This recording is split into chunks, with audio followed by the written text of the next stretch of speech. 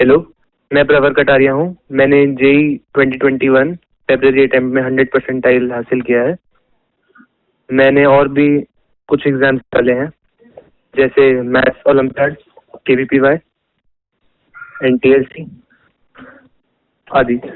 और मैं अपनी कुछ स्ट्रैटेजी इधर दिल्ली नॉलेज ट्रैक पे डिस्कस करना चाहूँगा। और मैं बताना चाहूँगा कुछ सबके लिए अलग अलग कुछ स्ट्रॉन्ग और वीक पॉइंट्स होते हैं। किसी का मैथमेटिक्स हो सकता है, किसी का केमिस्ट्री, किसी का फिजिक्स। तो आखिरी समय में उस पर ज़्यादा टाइम डिवोट करना बहुत ज़रूरी होता है, क्योंकि नहीं तो हम अपने इंटरेस्ट के वजह से सिर्फ अपने स्ट्रॉन्ग टॉपिक्स को पढ़ते रहते हैं और वीक टॉपिक्स को इग्नोर कर देते हैं। तो वो पढ़ना बहुत इंपॉर्टेंट है। और जेई मेन से पहले इम्पोर्टेंट है उसके प्रीवियस ईयर क्वेश्चंस करना।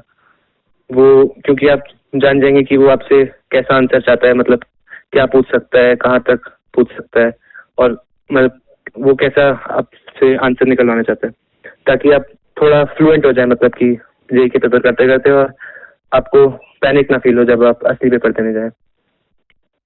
आकाश वालों ने मेरी इसमें बहुत हेल्प करी है कि उनके जो बुक्स होती थी उसमें रिलायबल कंटेंट होता था, मतलब कि सही होता था और उसके क्वेश्चंस भी सही होते थे, और उसमें कंप्लीट भी होता था कि आपको ज़्यादा और किसी बुक्स पे ना डाइवर्ट करना पड़े अपना ध्यान। और उनके टेस्ट सीरीज कोई भी एक ज्वाइन करना बहुत बेनिफिशियल होता है, मतलब इनिशियल टाइम में, ताकि आपको वीकली बेसिस पे अपनी परफॉर्मेंस का पता लगता रहे कि किस टॉपिक में वीक है, किस टॉपिक में स्ट्रांग, और उसी तरह से इम्प्रूव करता रहे। और एक और चीज़ कि टेस्ट से पहले पढ़ना बहुत इम्पोर्टेंट होता है, इन द सेंस कि जो हम पहले अपने मन से जब पढ़ते हैं तो इतना एफिशिएंट नहीं पढ़ पाते, लेकिन जब टेस्ट को ध्यान में रख के पढ़ते हैं, चाहे वो सिर्फ 2 हफ्ते के लिए डेडिकेटेड हो या 3 हफ्ते, जैसे जेई मेन से 2 हफ्ते पहले मैंने सिर्फ जेई मेन पे ही ध्यान देना शुरू कर दिया था, तो उसमें एफिशिएंसी आपकी दुगनी तिगनी हो जाती है। और मैं बुक्स शेयर करना चाहूँगा, बुक्स के नाम। फिजिक्स में मतलब इन तीनों में मेरे आकाश के मॉड्यूल्स तो हैं ही इंक्लूडेड, मैं उनके अलावा एक्सटर्नल बुक्स बताना चाहूँगा।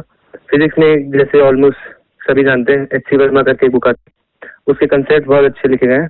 मैंने हालांकि उसके सब्जेक्टिव प्रॉब्लम सारे नहीं किए, पर मैंने उसके कुछ कुछ टॉपिक्स की जो मेरे को लगता था कि मेरे को समझ नहीं अच्छे से, मैं उसकी थ्योरी पढ़ देता था HC वर्मा से।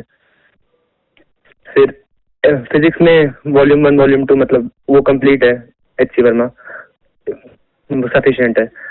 और केमिस्ट्री में जेई मेंस के लिए स्पेसिफिकली वो NCERT इंपॉर्टेंट है, स्पेशली इनऑर्गेनिक के लिए, और ऑर्गेनिक के लिए कुछ कुछ चैप्टर्स है।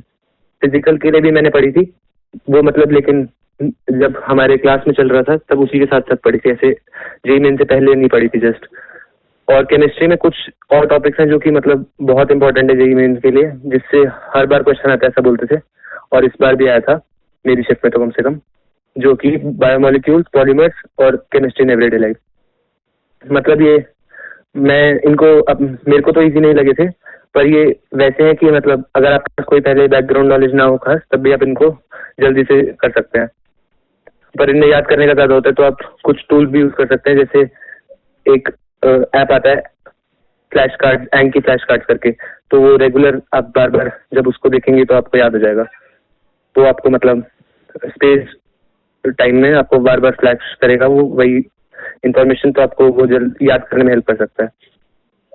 और भी मैं केमिस्ट्री में हेल्प करने वो बताना चाहूँगा। ऑर्गेनिक के लिए तो मैंने जेई मेन के लिए कुछ खास नहीं पढ़ा था, क्योंकि जेई मेन से 2-3 हफ्ते पहले KVPY का टेस्ट था और उसके लिए मैंने ऑर्गेनिक पढ़ी थी। तो आप वो भी कर सकते हैं, जैसे ऑर्गेनिक के अगर आपको कुछ अच्छे क्वेश्चन चाहिए, मतलब जो शायद NCERT में ना हो, तो आप KVPY के पुराने प्रीवियस ईयर के पेपर देख सकते हैं, जेई एडवांस के प्रीवियस ईयर के क्वेश्चन देख सकते हैं। तो ये तो सफिशिएंट है बहुत ज़्यादा, मतलब मोर देन सफिशिएंट है। फिजिकल के लिए एक न्यूमेरिकल बुक इंपॉर्टेंट होती है अगर आपके पास अपनी कोचिंग की वो नहीं है तो, जैसे कि RC मुखर्जी आप देख सकते हैं, या फिर NWS की कोई भी एक, मतलब सफिशिएंट है, दोनों लेने की जरूरत नहीं है। और बुक्स तो हालांकि मैंने बहुत दी थी, पर मैं इतनी सारी रिकमेंड नहीं करना चाहूँगा, क्योंकि वो मैं खुद नहीं पढ़ पाया, मतलब ज़्यादा इधर उधर नहीं करना चाहिए, नहीं तो कुछ टॉपिक्स बीच में छूट भी सकते हैं अगर आप इतनी सारी बुक्स पे जाएंगे तो। और मैथमेटिक्स में मैंने हालांकि क्वेश्चंस के लिए कुछ सेंगेज खरीदी थी, उसकी ट्रिग्नोमेट्री वाला पार्ट किया था, मोर देन हाफ, पर मैंने बाकी कंप्लीट नहीं करी क्योंकि मेरे आकाश के मॉड्यूल इनफ हो जाते थे और उसमें क्वेश्चन बैंक आते थे फिर प्रीवियस ईयर जेई, और मैथ मेरे को लगता था मेरा स्ट्रॉन्ग पॉइंट है, तो मैंने उस पर आखिरी में इतना ध्यान नहीं दिया जेई मेन परस्पेक्टिव से। फिर भी जेई मेन के लिए मैं स्पेसिफिक बताऊं तो प्रीवियस ईयर क्वेश्चन तीनों सब्जेक्ट्स के बहुत इंपॉर्टेंट है, क्योंकि वो एक रिलायबल क्वेश्चन बैंक भी है और आपको पता भी लग जाएगा कि कैसा पेपर आने वाला है। ऐसी फिजिक्स में कुछ इंपॉर्टेंट टॉपिक्स हैं जो जेई मेन के एक्सक्लूसिव, जैसे सेमीकंडक्टर्स और कम्युनिकेशन सिस्टम। मेरे सेट में कम्युनिकेशन से क्वेश्चन नहीं आया था, पर सेमीकंडक्टर से एक दो आए थे, तो उसको भी देख लेना चाहिए। और मैथमेटिक्स में इन जनरल कोई इंपॉर्टेंट टॉपिक मैं बोलूँ तो मैथमेटिक्स मतलब आपकी मैनिपुलेशन पावर थोड़ी अच्छी होनी चाहिए, कि ताकि आप मतलब उन इक्वेशन से फाइनल आंसर तक पहुंच पाए जल्दी से, आपको मतलब ज्यादा सोचना ना पड़े कि कैसे करूं, क्या करना है। और मैथमेटिक्स के कुछ स्पेसिफिक टॉपिक्स हैं वैसे स्टैटिस्टिक्स और मैथमेटिकल रीजनिंग, जिनसे एक क्वेश्चन एक्सपेक्ट किया जाता है। और मैं दिन में मतलब जब मैंने 11th में शुरू हुआ था तो मैं अपना 10th का वो लेके माइंडसेट लेके चल रहा था, तो मैं सिर्फ क्लास में पढ़ता था और क्लास के बाद ज़्यादा नहीं पढ़ता था, सेल्फ स्टडी, जो कि 11th के लेट मतलब जब 11th मिड क्रॉस हो गया तब मेरे को थोड़ा बहुत रियलाइज होना शुरू हुआ, तो मैंने फिर धीरे धीरे कोप अप करना शुरू किया। फिर कोविड आ गया तो मोटिवेशन नेचुरली थोड़ा लो हो गया कि अभी नहीं पढ़ेंगे, मतलब 1 महीने बाद जब खुलेगा तब पढ़ना शुरू करेंगे अच्छे से। तो इसमें मेरे फैमिली ने मेरे को बहुत सपोर्ट किया, मेरे दादा दादी, मम्मी पापा और नानू। और फिर तो फिर मैंने कोविड में जब पढ़ना शुरू किया तो हाँ, ऑनलाइन में मेरे को ज़्यादा कुछ ट्रबल नहीं हुई, क्योंकि मतलब एक बेसिक फ़ोन या लैपटॉप पीसी जो भी एक होना चाहिए, मतलब उसके बाद ज़्यादा दिक्कत नहीं होती। कोचिंग में अगर कोई नई एनरोल्ड है तो यूट्यूब पे भी बहुत अच्छे सोर्सेज मिल जाते हैं, जैसे मैंने कुछ टॉपिक्स के लिए 1-2 सोर्स फॉलो किए थे, जैसे एक फिजिक्स वाला करके एक यूट्यूब चैनल है वो, और ATP स्टार करके एक यूट्यूब चैनल है, उससे भी मैंने कुछ टॉपिक्स देखे थे जैसे कि कम्युनिकेशन और सेमीकंडक्टर्स। फिर और फिर जब मैंने मतलब 11th में एवरेज मेरा 6 आवर्स मैं स्टडी करता था एक दिन में अगर, तो मैंने 12th में थोड़ा इंक्रीज करके, क्योंकि एग्जाम का स्ट्रेस होता है और फिर परफॉर्म करने की भी वो बर्डन रहता है, या बर्डन नहीं मतलब इम्पोर्टेंस रहती है कि करना है, तो फिर उसके लिए मेरा 12th में एवरेज 10 आवर्स आ गया होगा। 12th में 10 आवर्स एवरेज पढ़ लेता था मैं एक दिन में। और मेरी हॉबीज में मतलब मेरे को मूवीज देखना अच्छा लगता था, जो कि मैंने लास्ट के 2 मंथ्स में ड्रॉप कर दिया था, क्योंकि जेई में इनके अलावा और भी मेरे को एग्जाम्स देने थे, जैसे IOQ मतलब ओलंपियाड्स, KVP, वो दोनों मतलब अभी IOQ का रिजल्ट आया, उसमें तो पार्ट 1 मेरा क्वालिफाई हो गया। और मैं कुछ गलतियां बताना चाहूँगा कि मतलब अगर आप स्पेसिफिकली जेई मेन फोकस्ड हैं तो NCERT नेसेसरी है, पर कुछ मतलब काफ़ी हद तक वो मतलब केमिस्ट्री के लिए नेसेसरी और सफिशिएंट ऑलमोस्ट दोनों है, पर फिजिक्स और मैथ्स के लिए वो सफिशिएंट नहीं, क्योंकि अगर आपको प्रॉब्लम सॉल्विंग स्किल्स नहीं आएंगी तो सिर्फ थ्योरी सिर्फ थ्योरी से भी इतना काम नहीं बनता, तो आपको मतलब रेगुलर प्रैक्टिस करनी चाहिए। और हाँ, कुछ गलतियां ये हो सकती हैं कि मतलब इस पूरे इतने लंबे टाइम में कोई बोर हो सकता है कि और या उसको पढ़ने का मन नहीं करे, मन हट जाए।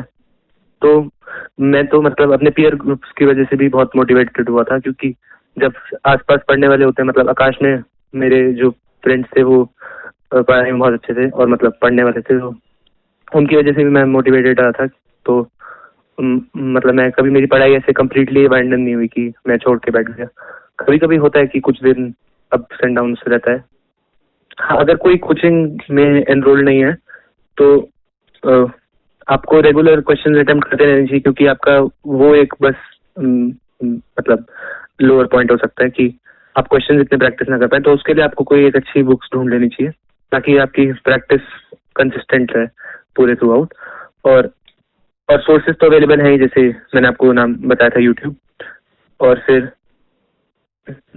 लास्ट मोमेंट पे मतलब मैंने कभी फिजिक्स और मैथ्स के ज़्यादा फॉर्मूले नहीं याद किए, क्योंकि वो मतलब मैं जेई एडवांस की मतलब मैं कोई स्पेसिफिक फोकस करके तैयारी नहीं कर रहा था 2 साल में। मतलब कि किसी एग्जाम को, मतलब मेन ब्रॉड माइंड जे एडवांस की तरफ था, पर ऐसे कोई मैंने मतलब उसके स्पेसिफिक पेपर्स कर रहा हूँ ऐसा नहीं किया था। तो मैं मतलब सिर्फ इंटरेस्ट के लिए भी फिजिक्स और मैथ्स पढ़ता था, तो इसलिए मतलब उससे इंटरेस्ट नहीं छूटता कि आपको ऐसा नहीं लगता कि बहुत लंबा टाइम है और फिर आप बीच में कहीं रुक जाते हैं। तो एक वो प्लस पॉइंट है। और हाँ, और लास्ट मोमेंट में ज्यादा पैनिक नहीं करना चाहिए कि ये छूट गया ये छूट गया। तो आपको काम रहना चाहिए। और उससे थोड़े टाइम पहले जैसे फॉर्मूला के लिए मैंने एक ऐप का नाम सजेस्ट किया था, एंकी फ्लैश कार्ड्स करके, वो इम्पोर्टेंट है। और मैं ये बताना चाहूंगा कि जेई मेन में जो मेरे को फील होता था कि मेरी preparation almost up to the mark थी, पर टाइम का कभी कभी प्रॉब्लम रहती थी।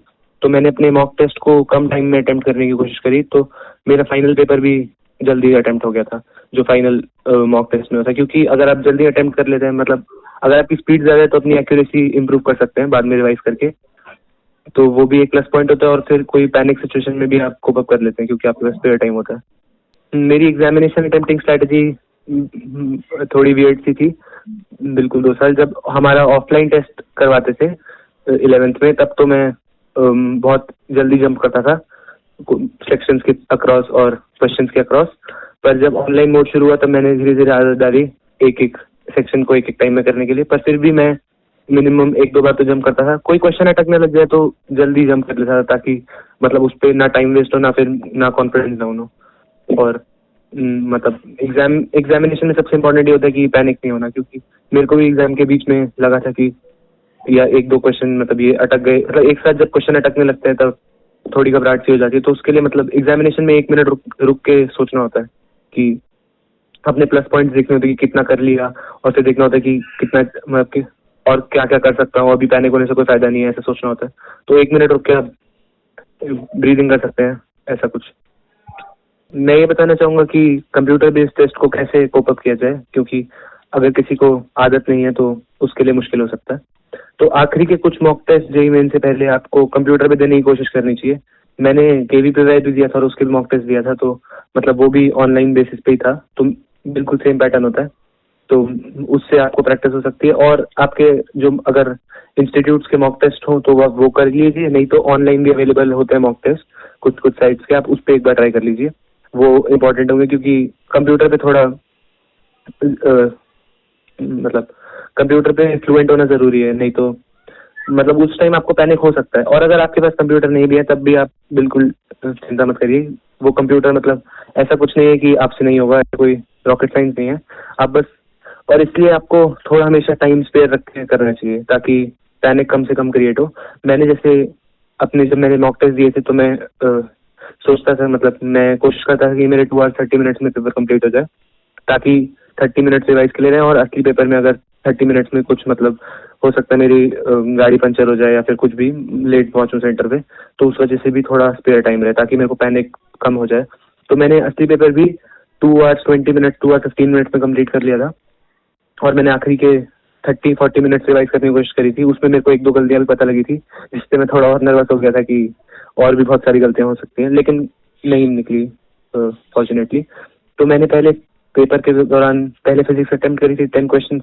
फिर क्योंकि उसमें एक न्यूमेरिकल बीच में 1-2 बीच में लॉन्ग कैलकुलेशन के न्यूमेरिकल आ गए थे, तो मैंने फिजिक्स स्किप करके केमिस्ट्री करना शुरू करी। केमिस्ट्री मेरी लकीली सारे मल्टी करेक्ट मतलब सारे एमसीक्यू टाइप 1 शॉट में मतलब हो गए, तो कुछ ही टाइम में, मतलब 20 क्वेश्चन थे तो 25 मिनट्स में हो गए थे वो सारे। फिर मैंने मैथ्स करना शुरू किया। फिर मैंने मैथ्स और फिजिक्स के बीच में मतलब ऑलमोस्ट हर 15-20 मिनट में शफल किया, ताकि कोई क्वेश्चन अटके तो मैं, जैसे मतलब 10th क्वेश्चन अटका तो मैं फिजिक्स पे चले जाता था और फिर सीधा मैथ्स में वापस 11th क्वेश्चन पे आता था, ताकि 10th क्वेश्चन आखिरी में देखूं जब सब कुछ हो जाए। फिर मैं ऐसे करता था। और फिर मैंने न्यूमेरिकल आखिरी में अटेम्प्ट की, क्योंकि मैं न्यूमेरिकल में इतना मेरे को फ्लुएंट नहीं था, कि मेरे को लगता था कि इंटीजर में राउंड ऑफ और ये सब मेरे को मतलब बहुत सारी एम्बिगुअस सा लगता था कि कुछ भी हो सकता है। तो इसलिए मैंने न्यूमेरिकल आखिरी में अटेम्प्ट किया। पर इस बार हमारे पेपर में वो दे रखा था इंस्ट्रक्शन में कि न्यूमेरिकल भी इंटीजर टाइप ही होंगे, मतलब जो कि इंटीजर टाइप आंसर आएगा, उसका डेसिमल में आंसर नहीं आएगा। तो वो भी मतलब इंस्ट्रक्शन पढ़ना भी इंपॉर्टेंट होता है, ये मेरे को पहले नहीं पता था। मेरा अगला एम जेईई एडवांस में अच्छी रैंक लाना है, और मेरा सपना आईआईटी बॉम्बे में सीएस करने का है। All the best to everyone, और बिल्कुल पैनिक करने की जरूरत नहीं है इस पूरी ड्यूरेशन में। लोग आपसे अच्छे भी हैं बुरे भी हैं, तो आपको बस अपने को अपने से हर बार कम्पीट करना है, क्योंकि 10 लाख से कम्पीट करना तो फिर भी थोड़ा डर लगता है, लेकिन सिर्फ अपने मार्क्स से कम्पीट करना और हर बार अपने आप को इम्प्रूव करना थोड़ा सेल्फ सेटिस्फाइंग लगता है। Thank you.